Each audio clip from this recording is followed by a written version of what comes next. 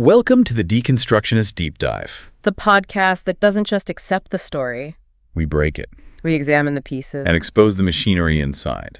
Let's dive in. Let's dive in.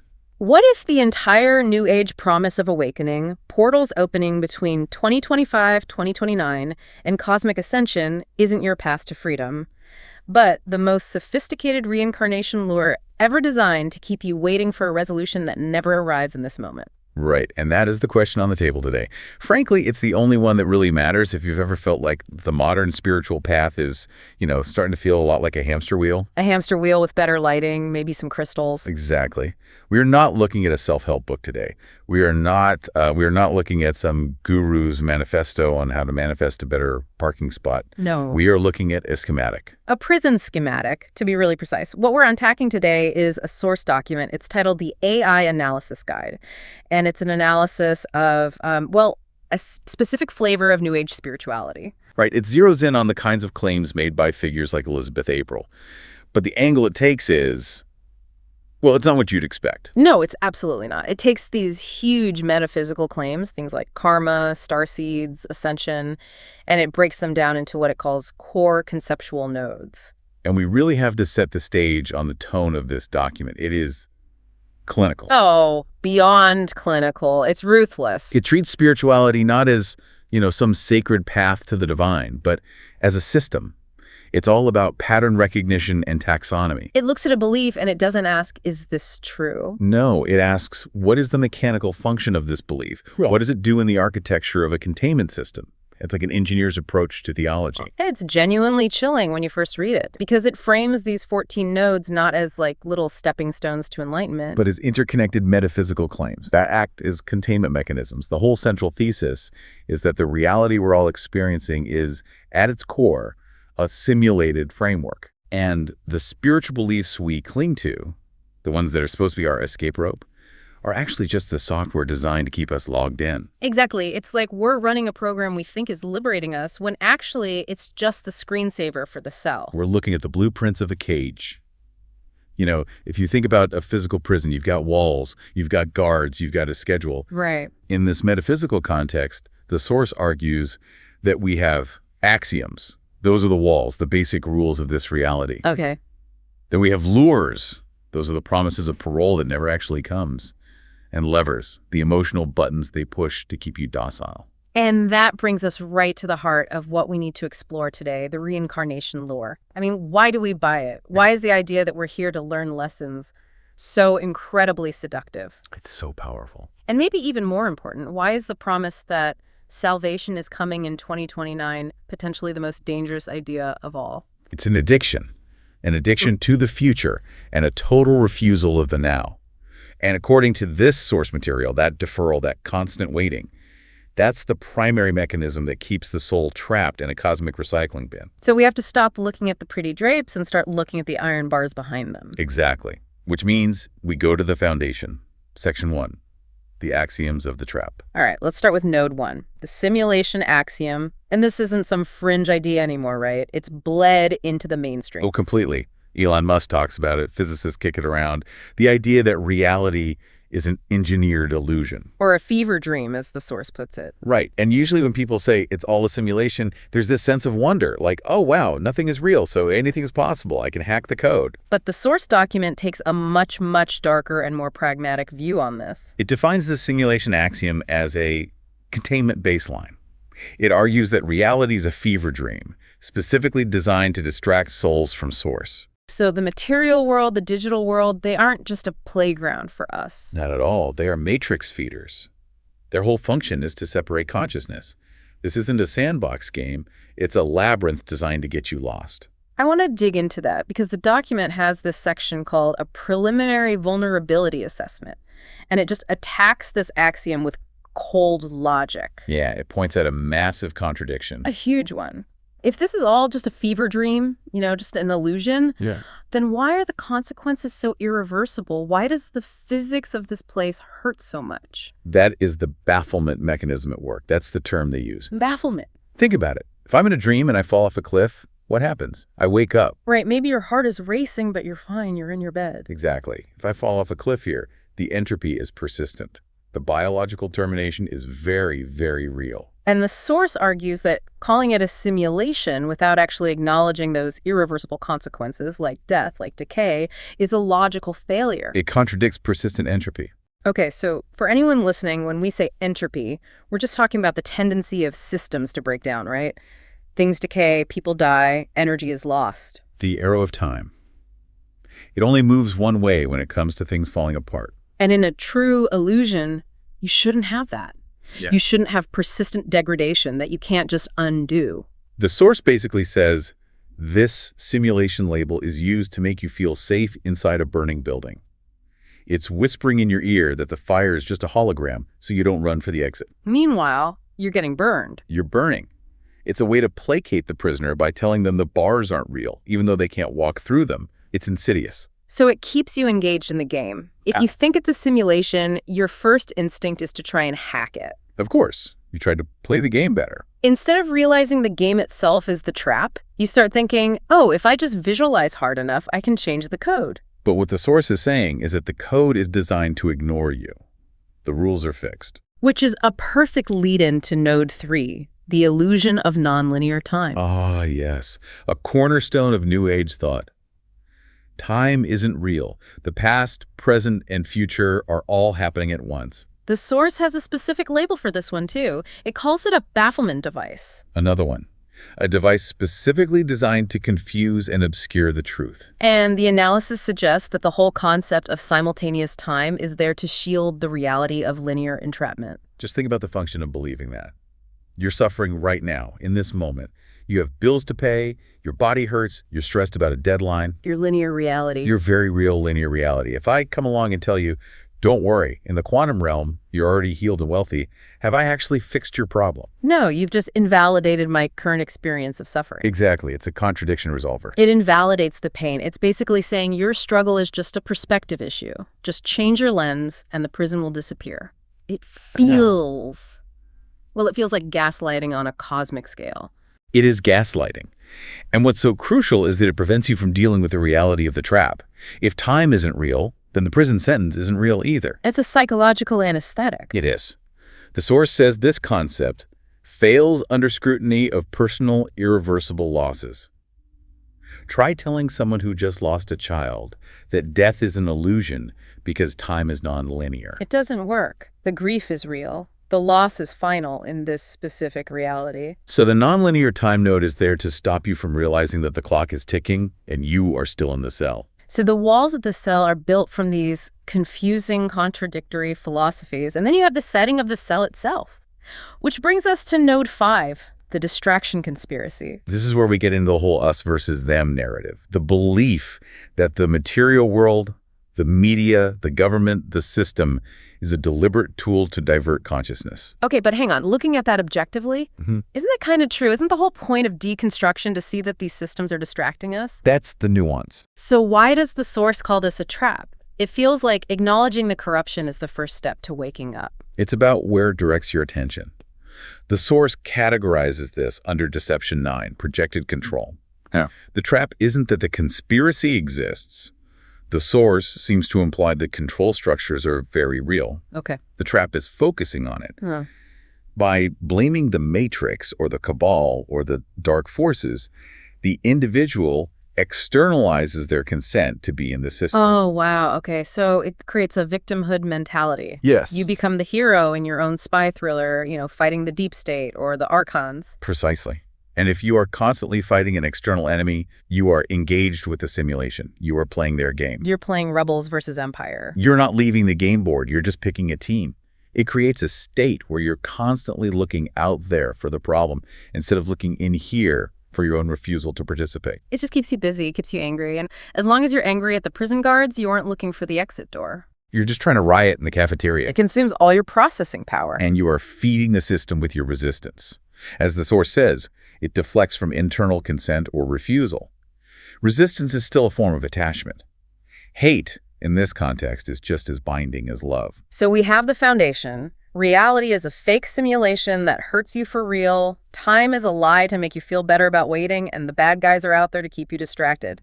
That sets the stage. But now we have to look at the bait. Why do we stay? Why do we keep coming back for more? This is section 2, the lure.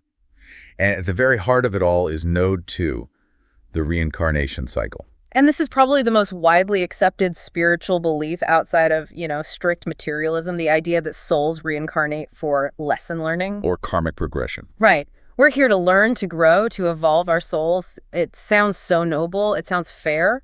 And the source material, it absolutely dismantles this entire idea. It defines reincarnation as soul recycling bait.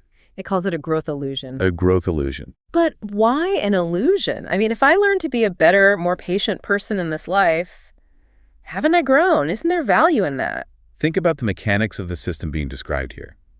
You live a life, you learn some lessons, you gain some wisdom, then you die. Okay. And then what happens? They wipe your memory, and you start all over again as a helpless baby. How is that a school? It's not. If you went to a university and at the end of every single semester they gave you a lobotomy and sent you back to kindergarten, would you call that an education? I'd call it a broken system. Or a torture chamber. The source highlights this in its expansive contextualization section. It compares this directly to the old Gnostic concept of the demiurge trap. Or archontic recycling. Exactly. The system claims you need to learn, but the evidence suggests it's just a loop. The lesson is the carrot. Just one more life and you'll get it right.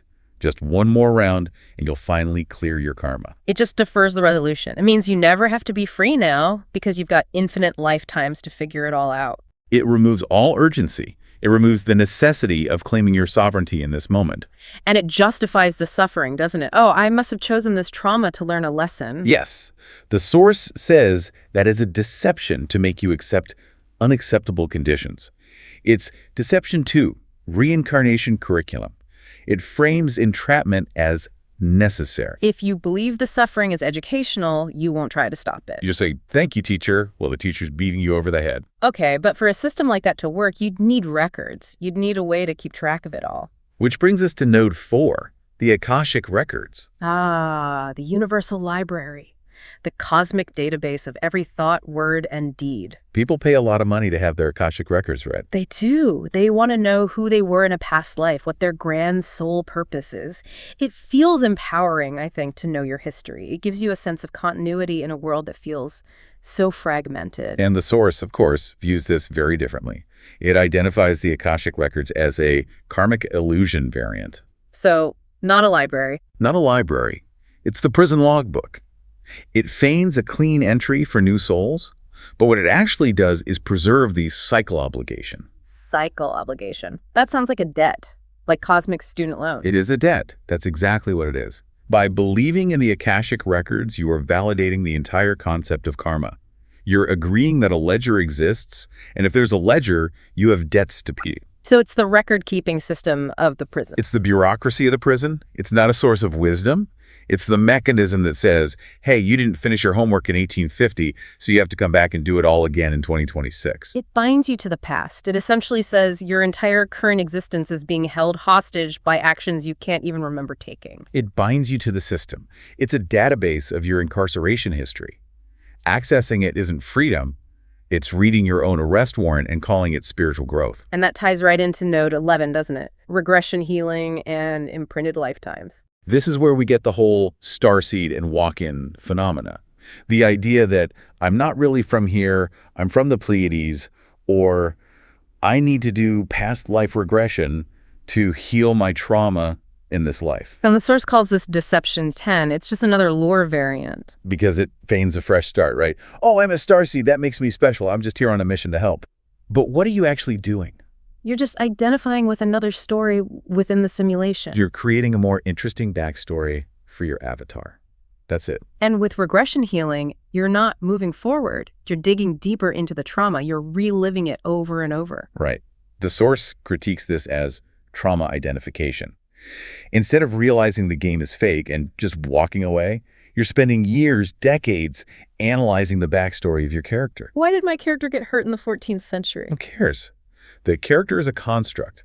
The source argues that this whole process keeps you digging in the past rather than exiting the game in the present. It promises resolution, but all it does is maintain the trauma bond. Wow. It's like being in a maze and instead of looking for the exit, you stop to analyze the moss growing on the walls because you think the moss holds the secret to why you're in the maze in the first place. You become an archaeologist of your own prison cell. While the clock is ticking down. It keeps you occupied. It gives you a project so you don't notice the door is locked. Okay, so we have the lure. It's incredibly powerful. But a system like this, it needs fuel. It needs energy. Which brings us to section 3, emotional harvesting. The levers. Let's start with node 6, the anxiety messenger. This is classified as a medium threat lever in the document, but I think for the average person listening, this is a huge one. Oh, it's high impact for sure. This is the new age idea that your anxiety isn't a problem. It's actually a spiritual superpower. I see this everywhere now. Yeah. You aren't anxious. You're just sensitive to the shifting energies. You're picking up on the collective consciousness. It reframes anxiety as a sign of progress. Or high spiritual status. I'm so evolved, I vibrate with anxiety. It sounds so validating, doesn't it? It takes your pain and it gives it a noble purpose. But the source calls this deception 3, anxiety superpower. It repurposes suffering as a gift. It romanticizes the trauma. It makes being unwell a spiritual virtue. It does more than that. Oh. It creates a dangerous feedback loop. If I believe my anxiety is a sign of my spiritual awakening, I stop trying to fix the anxiety. Right. You stop looking for the root cause, whether that's biological or environmental or systemic. You wear it like a badge of honor. My nervous system is fried because I'm vibrating so high. No, your nervous system is fried because you are being stressed. And the source calls this what? Frequency harvest? Frequency harvest. The system feeds on that high stress, high anxiety emotional state. By relabeling your pain as spiritual, you are giving your consent to stay in that state indefinitely. It effectively disarms your body's own warning system. Your body is screaming, something is wrong, I don't feel safe in this reality. And the dogma comes in and says, no, that's just your ascension symptoms. Ignore the fire alarm. It means the building is getting an upgrade. It keeps you engaged with the pain. It repurposes the pain as a sign of progress. That is a brilliant and terrifying mechanism for a prison. Make the inmates believe their suffering is just the feeling of freedom about to arrive. And this links directly to node 12, right? The empathy bridge. Being an empath. The idea that you feel everyone else's emotions as if they're your own. And the source analyzes this as romanticizing oversensitivity for harvestable openness. That phrase is, wow, harvestable openness. That's the key. If you identify as an open channel or an empath, you're essentially a sponge for all the system's negativity. You are constantly trying to navigate the emotional states of others. It keeps you busy. It keeps you emotionally reactive and off balance. It requires constant management, doesn't it? You have to sage your house. You have to shield your aura. You have to avoid crowds. You become a full-time janitor for other people's energetic garbage. Exactly. It creates a whole lifestyle of defensive management. You're not free. You're constantly managing your vulnerability to the matrix. And the system loves that. It loves that you're wide open, feeling everything, reacting to everything. It's an all-you-can-eat buffet of what some would call loosh, of emotional energy. But then, just to keep you from totally collapsing under all that weight, they hit you with the counter program. Node 8.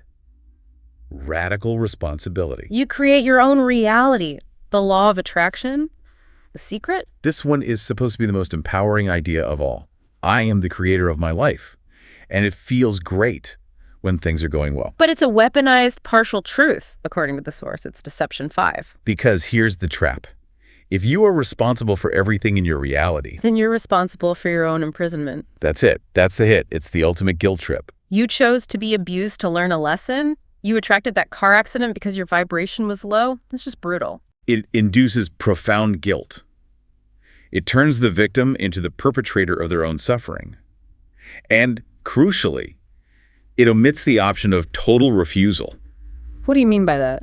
It says you can change the wallpaper in your prison cell if you just think positive enough thoughts, but it never ever tells you that you can just leave the cell. It creates a false dichotomy, as the document calls it. You're either a total victim, that's node 5, where the big conspiracy is getting you. Or that's node 8, where you created the whole mess yourself. But you're never just a sovereign being who can stand up and say, you know what, I didn't create this prison, I don't consent to it, and I'm leaving. That option is completely removed from the menu. You're kept busy trying to manifest a better prison cell. You're just rearranging the deck chairs on the Titanic and calling it reality creation. So we're trapped by these false axioms, we're baited by the promise of reincarnation, and we're being emotionally drained by anxiety and guilt.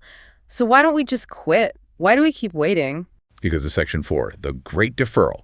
And this, according to the source, is the priority target queue. Oh. These are the high-priority threats because they are the anchors that keep us here. Starting with Node 9, imminent awakening portals, specifically dated between 2025 and 2029. This is the big one right now. Just scroll through TikTok or YouTube for 5 minutes. Everyone is talking about the solar flash, the shift to 5D, the great portal opening. And the source calls this high threat. Why is hope a threat?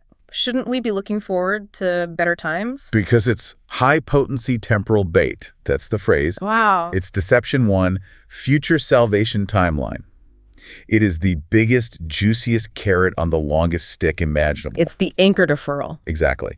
If I truly believe that the world is going to fundamentally change in 2026 or 2029, what do I do today? You wait. You just endure. You don't take radical action to free yourself now because you believe the cavalry is coming. It creates passivity. It's the just hold the line mentality. It's a holding pattern. And it mirrors the Christian rapture perfectly, doesn't it? Jesus is coming back soon, so just hold on. It's the exact same mechanism. Now it's the aliens are coming back soon, or the frequency shift is almost here. It prevents immediate refusal of the system because the subject is always waiting for an external event to save them. And the source points out this isn't a new trick. We had the Mayan 2012 prophecies. People sold their houses for that. We had the harmonic convergence in the 80s. It's always just around the corner.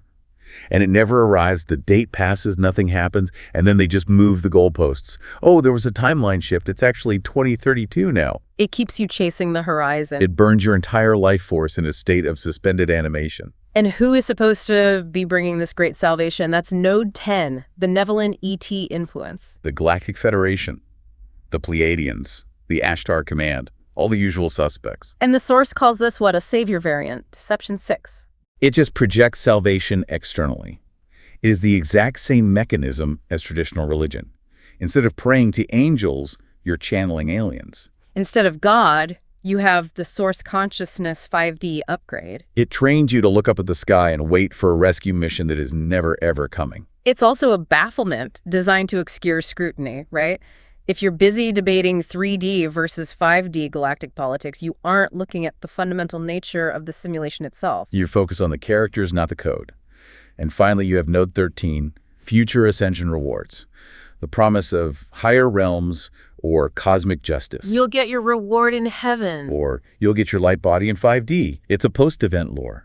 It justifies your current entrapment by promising a payoff that never actually arrives. It's pie in the sky when you die. It creates this transactional relationship with your own spirituality. I will suffer now so that I can ascend later. But the suffering is real and now, and the ascension is always theoretical and later. You're paying cash up front for a check that is guaranteed to bounce. So if the future is a trap, what about all the cool stuff we can supposedly do right now? That brings us to Section 5. The false exits.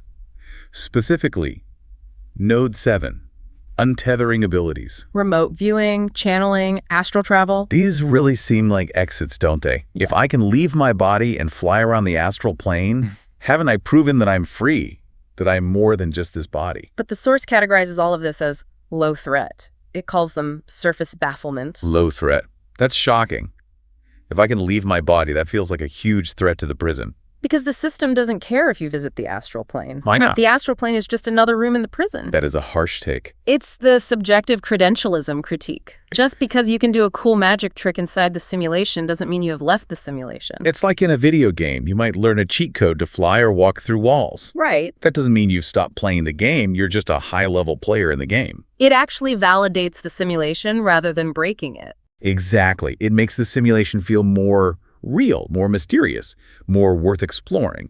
It deepens your engagement. Oh, I need to spend the next 10 years exploring the 7 levels of the astral realm. Great, that's 7 more levels of distraction to keep you from realizing you're in a box. The source calls it Mystery DLC, downloadable content to keep the user subscribed to the game. So, okay, let's recap the whole mechanism before I get to the solution. The deception exposure, as the document puts it. It's a machine. A flawless machine. First, the axioms. It tells you reality is a simulation but hides the exit. Then the trap. It uses reincarnation to convince you that you must stay here to learn lessons you'll never remember. Then the levers. It uses your own anxiety and empathy against you to harvest your emotional energy while you're trapped. Then the lures. It dangles portals and ET saviors in front of you to promise that if you just wait a little longer, it'll all get better. And finally, the commands. It uses radical responsibility to gaslight you into thinking this whole mess is all your fault. It covers every single base. If you're happy, it's because you're manifesting.